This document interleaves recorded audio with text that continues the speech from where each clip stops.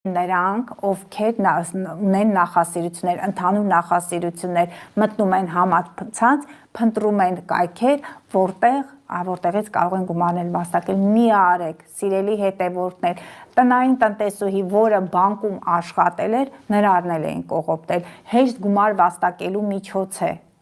իբր։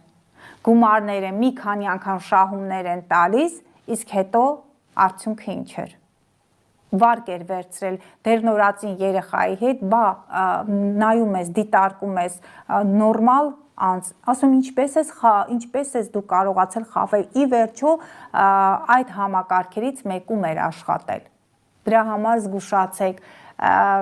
զանգում են, նույնիսկ զանգերի միջոցով են անում, որ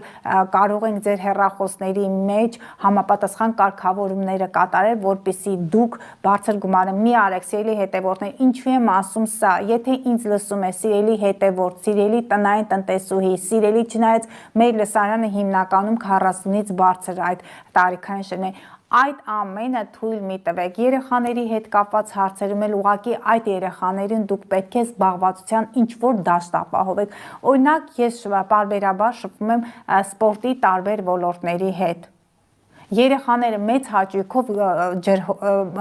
ֆուտբոլի են գնում, իսկ ֆուտբոլը դա ջրհոսի դաշտն է։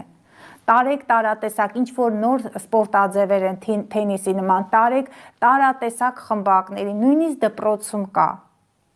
Ցավալիորեն կար, մի անգամ վերելակի մեջ էի եւ ինձ հետ ինչ-որ մի աղջիկ կար, ասեց, գիտես, այն դիմացի աղջիկը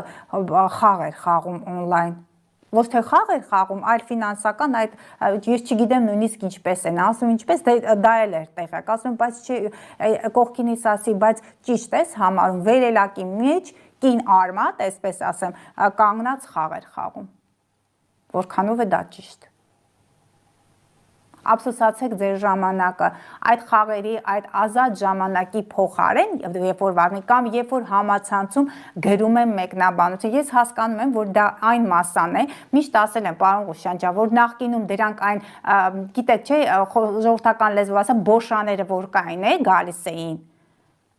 Հենց այդ տիպի մարդիկ են, դրանք ինֆո-ցիգաններն են, որոնք նստած են համակարգչի առաջ,